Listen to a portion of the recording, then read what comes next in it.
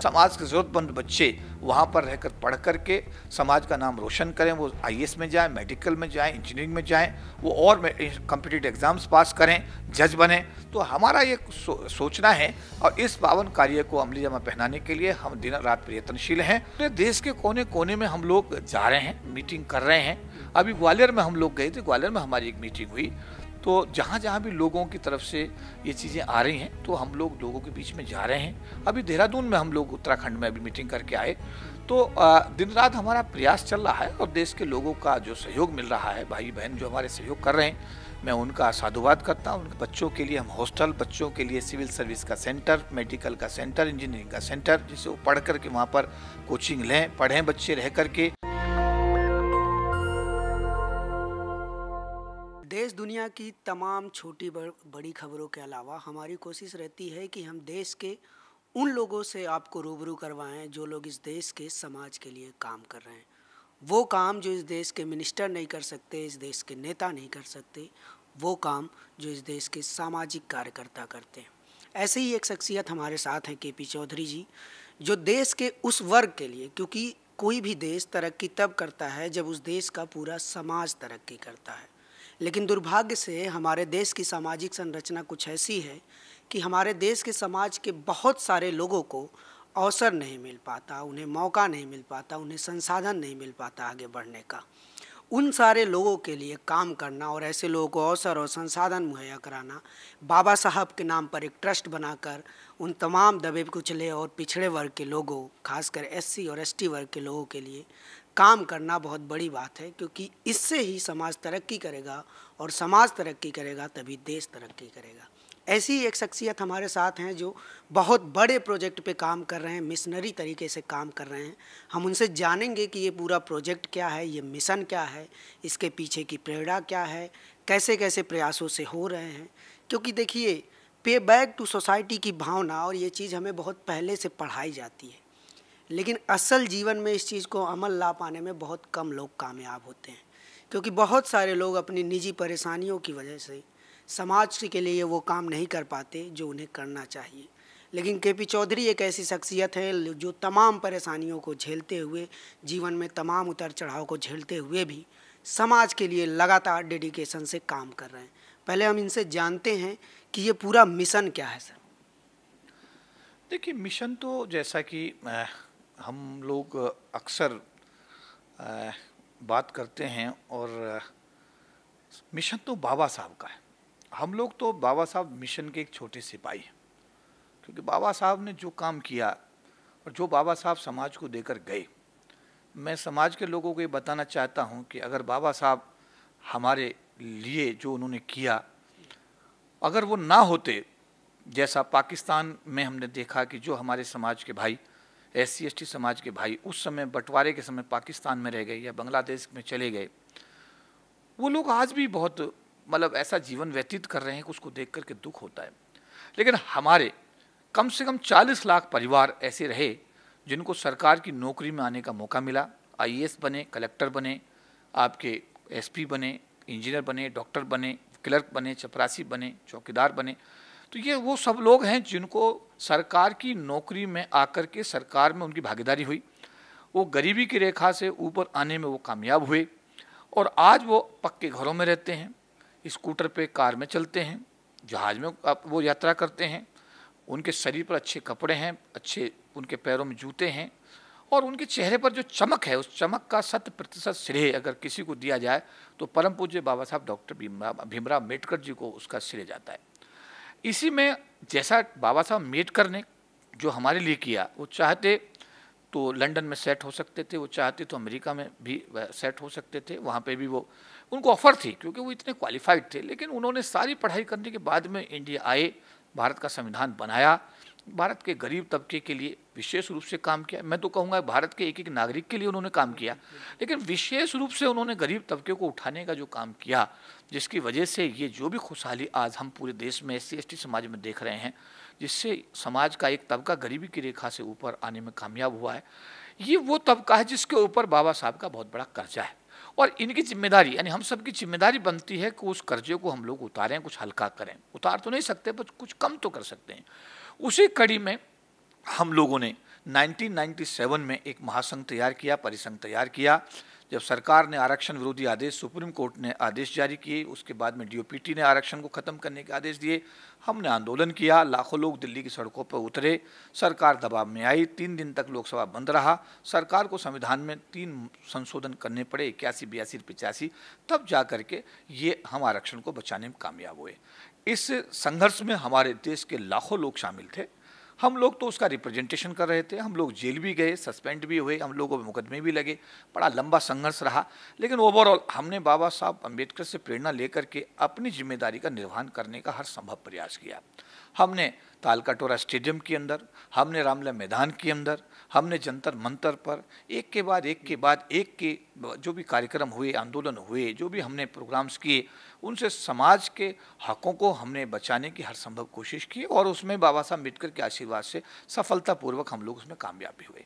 इसी कड़ी में कनॉट प्लेस में हम लोग आज बैठ के बात कर रहे हैं। हमारे पास बैठने की जगह नहीं होती थी, हम लोग जो है जंतर मंतर के जो मैदान है उसमें बैठते थे, पालिका बाजार की छत पर बैठते थे। लेकिन बाबा साहब का आशीर्वाद मिला और कनॉट प्लेस के अंदर इतना भव्य एक कार्यालय जिसकी पूरे विश्व में प्रशंसा होती है, जिसका एरिया करीब 4000 स्क्वायर फीट के आसपास है, उसमें बैठ कर के आज बाबा साहब के मिशन की बात होती है, बाबा साहब के मिशन को आगे बढ़ाने की बात होती है। यहाँ बैठ कर के तय हुआ कि क्यों न बाबा साहब अम्बेडकर के नाम पर एक भवन बनाया जाए। तो उसी कड़ी में बाबा साहब अम्बेडकर के नाम पर एक ट्रस्ट की स्थापना की गई है, डॉक्टर अम्बेडकर बहुजन प्रेरणा केंद्र चैरिटेबल ट्रस्ट। बहुत लंबे समय थी इसकी समाज में कि इस तरह का कोई ट्रस्ट बने जो समाज के इस वर्ग के लिए काम करे, और ये काम आप कर रहे हैं, तो इसका पूरा थोड़ा डिटेल बताइए सर। देखिए, डॉक्टर अम्बेडकर बहुजन प्रेरणा केंद्र चैरिटेबल ट्रस्ट अब रजिस्टर्ड हो गया है, उसका रजिस्ट्रेशन नंबर आ गया है। उसकी जानकारी हम लोग आज विधिवत रूप से रिलीज कर रहे हैं। अभी पिछले दिनों 11 तारीख को हमारा जो 6 राज्य हैं, भारतीय जीवन बीमा निगम में जो हमारा SC ST एसोसिएशन काम करता है, उसके 6 राज्य हमारे जो हैं उनका रिप्रेजेंटेशन, जो हमारा रिप्रेजेंटेटिव्स थे वो यहाँ पर आए। हमारे RS धालीवाल जी पंजाब चंडीगढ़ से आते हैं, वो हमारे क्षेत्रीय अध्यक्ष हैं। करमबीर दुग्गल हमारे हरियाणा से करनाल से आते हैं, वो हमारे कार्यकारी अध्यक्ष हैं। इसी तरीके से रणवीर सिंह जी हमारे सेक्रेटरी एडमिनिस्ट्रेशन प्रभारी हैं और अशोक कुमार जी उसके कोषाध्यक्ष हैं। और इसके साथ में हमारे करीब 80 जो रिप्रेजेंटेटिव्स थे इन 6 राज्यों के, उन्होंने 11 तारीख को भाग लिया और सभी लोगों ने मिलकर के ये संकल्प लिया कि बाबा साहब अम्बेडकर का जो ये सपना है, जो ये भवन हम बना रहे हैं, डॉक्टर अम्बेडकर बहुजन प्रेरणा केंद्र के नाम से जो वालिक हाउस की हम स्थापना कर रहे हैं, जिसका 14 अक्टूबर 2021 में, जिस दिन बाबा साहब अम्बेडकर ने 14 अक्टूबर 1956 को बौद्ध धर्म स्वीकार किया था, भावनात्मक रूप से सभी लोगों का ये मानना है कि 14 अक्टूबर 2021 तक इसका प्लॉट का जो रजिस्ट्री है वो हो जाना चाहिए। हम लोगों ने जो देश के कोने कोने से हमारे भाइयों ने हमें पैसा भेजा, बहनों ने पैसा भेजा, उसमें 1 करोड़ रुपए की सेविंग हम लोग करने में जो कामयाब हुए, उस सेविंग से हमने इसका एग्रीमेंट करा। जो लैंडलॉर्ड है उसको 1 करोड़ रुपया हमने ट्रांसफ़र किया। अभी 4 करोड़ और 65 लाख रुपया ये अभी बकाया उनको देना है। इसके साथ साथ इसमें रजिस्ट्री की चार्जेस भी हैं, उसके अलावा म्यूटेशन चार्जेस हैं। तो करीब ये 6.25 करोड़ 6.5 करोड़ के आसपास का टोटल जो है ये हमारा खर्चा आएगा अभी इसका ज़मीन का। और ये 14 अक्टूबर 2021 तक जो एग्रीमेंट है वो हमको हर हालत में इसको कराना है। और उसी दिन हम चाहते हैं कि हम लोग सारे 10,000 डेलीगेट्स बुला करके पूरे देश विदेश से, और 14 अक्टूबर को वहाँ पर जो हमारा बाबा साहब अम्बेडकर ने बौद्ध धर्म जिस दिन स्वीकार किया था, उस दिन समाज को समर्पित करें, उस दिन भूमि पूजन का एक कार्य करें। और हमारे साथियों का बड़ा इसमें जोश है पूरे देश। जैसे मैंने कहा कि 11 तारीख को हमारे साथी पूरे नॉर्दर्न जोन के यहाँ पर आए और उन लोगों ने 6 राज्यों से जो हमारे रिप्रेजेंटेटिव्स RS धालीवाल जी जो हमारे क्षेत्र अध्यक्ष, उनके नेतृत्व में जो बैठक हुई, सब लोगों का जोश देखने वाला था। सब लोगों ने मिलकर संकल्प लिया कि इस प्रोजेक्ट को जल्दी जल्दी हम लोग पूरा करेंगे। अभी मैं 18 तारीख को बरेली जा रहा हूँ, 19 तारीख को मैं अभी हल्द्वानी में हूँ, उसके बाद मैं फिर आगे ये जो 25 तारीख को मैं इलाहाबाद में रहूँगा, 26 तारीख को मैं वाराणसी में रहूँगा। तो देश के कोने कोने में मैं जाकर के समाज के लोगों से मिल रहा हूँ और उनको सहयोग की अपील कर रहा हूँ। और वो सहयोग जो है अपना, पूरे देश के लोग हमको इसमें पूरा सहयोग प्रदान कर रहे हैं। और मैं ये अविश्वास में दिलाना चाहूँगा कि समाज के साथियों का, बहनों का, भाइयों का जिस तरीके से सहयोग आ रहा है, निश्चित रूप से ये पावन कार्य, जिसमें हमने बताया कि ये अम्बेडकर बहुजन प्रेरणा केंद्र बालिका हाउस जो बन रहा है, इसमें बच्चों के लिए हम हॉस्टल, बच्चों के लिए सिविल सर्विस का सेंटर, मेडिकल का सेंटर, इंजीनियरिंग का सेंटर, जिससे वो पढ़ कर के वहाँ पर कोचिंग लें, पढ़ें बच्चे रह कर के, और वो समाज का आगे आने वाले दिनों में, समझे नहीं बात, आप नाम रोशन करें, समाज की को एक समाज का मान सम्मान बढ़ाने का कार्य करें। उसी तरीके से एक कॉन्फ्रेंस हॉल, देश विदेश से आने वाले लोगों के लिए गेस्ट हाउस, एक बुद्ध विहार, एक मेडिकल सेंटर, एक मीडिया सेंटर, ये सब चीज़ें हम उसके अंदर 6 मंजिली इमारत में बनाने का हमारा पूरा जो अभी हम लोगों ने निर्णय लिया है,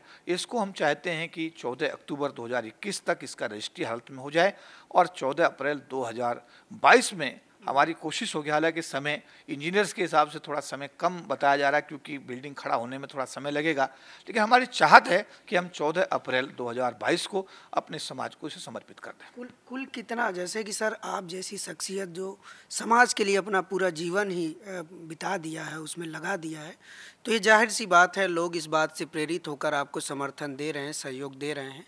और बाकी जो लोग भी देना चाहते हैं वो लोग भी आपसे जुड़ेंगे भविष्य में और जुड़ते ही चले जाएंगे। लेकिन सर सवाल ये है कि क्या ये पूरा कितना इसका बजट है, और चूँकि बहुत बड़ा काम है तो बहुत ज़्यादा पैसा चाहिए, बहुत ज़्यादा लोग चाहिए, सिर्फ कर्मचारी ही नहीं, समाज के बहुत सारे जो लोग आगे आ चुके हैं उनको देना पड़ेगा, तो वो सारे लोग आपसे किस तरह के माध्यमों से जुड़ सकते हैं? देखिए, जैसा मैंने कहा कि अब ट्रस्ट का रजिस्ट्रेशन हो गया है, ट्रस्ट का अभी बैंक अकाउंट खुलना है, तो आज संभवतः आज या कल में बैंक अकाउंट खुल जाएगा, और विधिवत रूप से हम लोग पूरे देश के सामने आपके सोशल मीडिया यानी नेशन दस्तक के माध्यम से हम लोगों को ये एक अपॉर्चुनिटी लोगों ने, क्योंकि आपने जो भी वीडियोस डाले हैं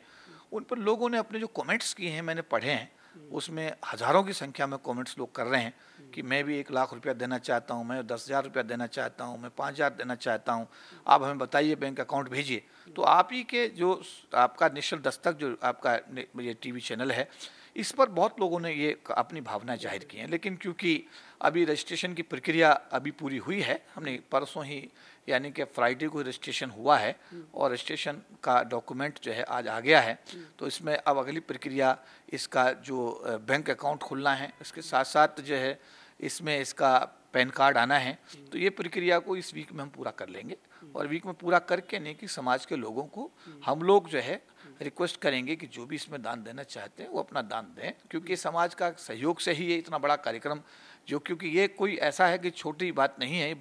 बड़ा प्रोजेक्ट है, और पहली बार राजधानी दिल्ली एनसीआर में मैं बताना चाहूँगा कि ये आनंद विहार जो आईएसबीटी दिल्ली का जो आनंद विहार आईएसबीटी है, ये बिल्कुल उसके बराबर में प्रोजेक्ट है, समझिए बात आप। और अगर कनॉट प्लेस से मेट्रो में हम लोग बैठ कर जाते हैं तो करीब 20 मिनट में हम लोग कौशाम्बी मेट्रो स्टेशन पर उतर जाते हैं, और मेट्रो स्टेशन से उतर करके कोई वाहन लेने की जरूरत नहीं है, बिल्कुल सामने ही आपका ये D10 कौशाम्बी में आपका ये प्रोजेक्ट जो है जिसका हम लोग अभी अब चर्चा कर रहे हैं, तो ये बड़ा प्रोमिनेंट है, 24 मीटर चौड़ाई की रोड पर है, सारी जो इतनी भी उस लाइन में जितनी भर भी जो है ना कंस्ट्रक्शंस हैं, क्योंकि उसमें 3 स्टार्स होटल्स भी बराबर में बने हुए हैं, कंपनीज के ऑफिसेज बने हुए हैं, तो ये जो बिल्डिंग है ये 24 मीटर चौड़े रोड पर है, और इसमें एक लुक भी देखें तो बड़ा बहुत ही मतलब यह है कि जितने लोग भी यहाँ देश के कोने कोने से जो लोग देखने आए उन्होंने अपनी प्रसन्नता जाहिर की है। और ये प्रोजेक्ट अगर हम दिल्ली के कनॉट प्लेस से एयरपोर्ट जाते हैं तो हमको मतलब ये समझो कि कम से कम 25 किलोमीटर 22 किलोमीटर ट्रैवल करना पड़ता है, लेकिन अगर हम इस कौशाम्बी D10 पर जाते हैं तो हमें केवल जो है 12 किलोमीटर का रास्ता तय करना पड़ता है। तो मेट्रो की कनेक्टिविटी बिल्कुल फास्ट है, हर 1-2-3 मिनट पे मेट्रो है। कौशाम्बी मेट्रो स्टेशन पे उतरने के बाद सीधा ही सामने आपका ये बालिका हाउस अम्बेडकर बहुजन प्रेरणा केंद्र आपका जो बन रहा है, ये आपके लिए इजीली किसी प्रकार की कोई प्रॉब्लम, हर दृष्टि से बात का ध्यान रखा गया है। 10,000 लोग भी अगर आ जाते हैं तो बराबर में पार्क है, पार्क में बैठ के मीटिंग कर सकते हैं, और 10,000 लोगों तक का पार्क बिल्कुल बराबर में है। पर 10,000 लोग भी अगर आ जाएं तो अभी मीटिंग पार्क में बैठ के किया, इतना बड़ा पार्क वहाँ पर है, और अगर 100 कारें भी आ जाएं तो उनके लिए पार्किंग की कोई प्रॉब्लम नहीं है। तो ये सभी चीज़ों का जो ध्यान में रख करके इस जगह का चयन किया गया। बस अब हमारे सामने यही एक चुनौती है कि इसको जल्दी जल्दी पूरा करके और जल्दी से जल्दी समाज को समर्पित किया जाए। आपने एक जिक्र किया था कि इसमें एक फ्लोर ऐसा होगा जो मीडिया के लिए डेडिकेटेड होगा, यानी कि जो बहुजन मीडिया है वो उस पर काम करेगी, उसको थोड़ा विस्तार से बताइए। देखिए, मीडिया हमारा जो सोशल मीडिया है, सोशल मीडिया ही हमारी आवाज़ को देश और विदेश में पहुंचाने का काम कर रहा है। है ना। तो सोशल मीडिया के लिए जैसे मैंने कहा कि एक फ्लोर पर हम मेडिकल सेंटर, पिछले दिनों कोविड का जो देखा गया, तो हमारे लोगों को बड़ा ऑक्सीजन की प्रॉब्लम आई, बड़ा तड़पते रहे लोग, बड़ी परेशानी रही। तो हमें ऐसा लगा कि काश सिखों के गुरुद्वारे की तरह अगर हमारा भी कुछ होता, तो हमने वो वहाँ से प्रेरणा ली। जिस तरह सिख समुदाय के लोगों ने गुरुद्वारों में समाज के लोगों को, देश के लोगों को जिस तरीके से ऑक्सीजन मुहैया कराई और उन लोगों को जो एक मेडिकल सुविधाएं दी, तो उससे हमें लगा कि हमें भी बाबा साहब के अनुयायियों को भी इस विषय में आगे बढ़ के काम करना चाहिए। तो एक फ्लोर पर हम लोग मेडिकल फैसिलिटीज़, एक फ्लोर पर क्योंकि मीडिया आज समय की सबसे बड़ी आवश्यकता है और वही देश विदेश में समाज की आवाज़ को उठाने का काम कर रहा है, तो एक फ्लोर पर हम मीडिया सेंटर को जगह दे रहे हैं जिससे कि मीडिया समाज की आवाज़ को जन जन तक जिम्मेदारी के साथ पहुंचा सके। एक जगह हम एक फ्लोर पर हमें कि एक जगह हम लोग बुद्ध विहार भी बना रहे हैं, उसमें एक हम लोग कॉन्फ्रेंस हॉल भी बना रहे हैं। तो ये सारी व्यवस्थाएं हैं अभी, और क्योंकि ये बिल्डिंग छः मंजिल का बिल्डिंग होगा, तो इसमें जितना मैक्सिमम हम कर सकते हैं वो करेंगे। और समाज का सहयोग जिस तरीके से मिल रहा है, अगर ये सहयोग उसी तरीके से आगे बढ़ता रहा, तो ये हमारे लिए, हमारा कोशिश ये है कि हम हर जिले में वालिक हाउस, डॉक्टर अम्बेडकर बहुजन प्रेरणा केंद्र हर जिले में बनाएंगे। मैं समाज के लोगों को बताना चाहता हूं कि हमारा ये सपना, सोच है, हमारा अपना ये संकल्प है कि हम ये बालिक हाउस अभी दिल्ली एनसीआर में यानी कौशाम्बी में बना रहे हैं। ये हमारा प्रयास रहेगा कि हम हर जिला मुख्यालय पर ये एटलीस्ट हमारा एक डॉक्टर अम्बेडकर बहुजन प्रेरणा केंद्र बने, बालिक हाउस बने, जिससे कि हमारे बच्चे अपने ज़िले में ही जो प्रतिभाशाली बच्चे हैं वो आएँ, वहीं पढ़ें, उनको ये सब चीज़ें फ्री में उपलब्ध हों। समाज के ज़रूरतमंद बच्चे वहाँ पर रहकर पढ़ करके समाज का नाम रोशन करें, वो आईएएस में जाएं, मेडिकल में जाएं, इंजीनियरिंग में जाएं, वो और कॉम्पिटिटिव एग्ज़ाम्स पास करें, जज बने। तो हमारा ये सोचना है, और इस पावन कार्य को अमली जामा पहनाने के लिए हम दिन रात प्रयत्नशील हैं। और हमें विश्वास है कि बाबा साहब अम्बेडकर का आशीर्वाद हमारे साथ जिस तरीके से आज तक रहा है, आगे भी ये बरकरार रहेगा, और उनके आशीर्वाद से, समाज के सहयोग से इस पावन कार्य को हम निश्चित रूप से समय सीमा में करने में कामयाब होंगे। अभी तक कितनी मीटिंग ले चुके हैं, कितने सारे कार्यक्रम हो चुके हैं, और आगे क्या क्या प्लानिंग है, आगे कहाँ कहाँ प्लान है, और कितने कार्यक्रम और लेना बाकी है? देखिए, पिछले दिनों अभी लखनऊ में हमारा मीटिंग हुआ, कानपुर में के अंदर हमारा मीटिंग हुआ, हमारा मीटिंग जो है समझे अभी मेरठ के अंदर हमारा एक मीटिंग हुआ। इसके अलावा हमारा पंजाब के सभी जालंधर में अभी हमारा पिछले दिनों मीटिंग हुआ था, फरवरी के महीने में पंजाब में जालंधर में हमारा मीटिंग हुआ। इस तरीके से करनाल में हमारे मीटिंग हुआ, रोहतक में अभी हम लोग गए थे, रोहतक में हमारा मीटिंग हुई, अभी जोधपुर राजस्थान में हमारी मीटिंग हुई। इस तरीके से हमारा जयपुर के अंदर हमारी मीटिंग हुई है, अभी उदयपुर में हम गए थे, उदयपुर में मीटिंग हुई है। तो अभी मैंने अभी देश के कोने कोने में जाकर के हम लोग जो है लोगों के बीच संपर्क स्थापित कर रहे हैं। और अभी हम लोग हैदराबाद में हमारी मीटिंग हुई, ऐसा इसके बाद में हमारी क्या नाम है आपके अहमदाबाद के अंदर हमारी मीटिंग हुई। तो मतलब पूरे देश के कोने कोने में हम लोग जा रहे हैं, मीटिंग कर रहे हैं। अभी ग्वालियर में हम लोग गए थे, ग्वालियर में हमारी एक मीटिंग हुई। तो जहाँ जहाँ भी लोगों की तरफ से ये चीज़ें आ रही हैं, तो हम लोग लोगों के बीच में जा रहे हैं। अभी देहरादून में हम लोग उत्तराखंड में अभी मीटिंग करके आए। तो दिन रात हमारा प्रयास चल रहा है, और देश के लोगों का जो सहयोग मिल रहा है, भाई बहन जो हमारे सहयोग कर रहे हैं, मैं उनका साधुवाद करता हूँ, उनका धन्यवाद करता हूँ। और मुझे पूरा विश्वास है कि बाबा साहब अम्बेडकर के आशीर्वाद से और हमारे समाज के भाई बहन जो उनके सहयोग से ये जो पावन कार्य हम लेके चल रहे हैं, ये हम लोग इसे पूरा करेंगे, समय सीमा में समाज को समर्पित करेंगे। और इसका ये जो दिल्ली एनसीआर D10 कौशाम्बी में इसको संपन्न करने के बाद हम लोग देश के हर जिला मुख्यालय पे हमारा ये प्रयास होगा कि हमें ये जो डॉक्टर अम्बेडकर बहुजन प्रेरणा केंद्र स्थापित करें और ये समाज को समर्पित करें। तो ये जो हम ये सारी खबरें आपको दिखा रहे हैं, इस तरह के मुहिम में लगे लोगों को दिखा रहे हैं, इसके पीछे हमारी कोशिश है कि हम आप लोगों को दिखा सके कि समाज में वो लोग भी हैं जो समाज के लिए सच में काम कर रहे हैं। आप लोग ने देखा होगा, हम लोग लगातार वीडियो कर रहे हैं, हम लोग KP चौधरी जी के बारे में, जो उनका मिशन है उसके बारे में आप लोगों को लगातार अपडेट देते रहते हैं। आप लोग भी कोशिश कीजिए और जुड़िए इस मिशन से, क्योंकि ये मिशन इस समाज को बचाने का है, इस समाज को आगे बढ़ाने का है। हमारा वो समाज, हमारे समाज का वो हिस्सा जो पीछे रह गया है,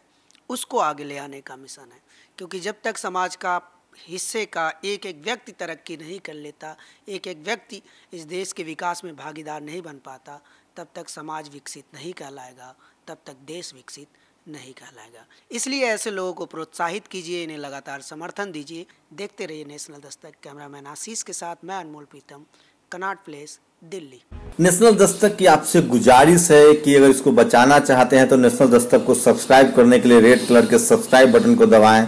फिर बेल आइकन की घंटी दबाएं। नेशनल दस्तक को बचाने के लिए बहुत जरूरी है कि हर खबर को शेयर करें, लाइक करें, कमेंट जरूर करें।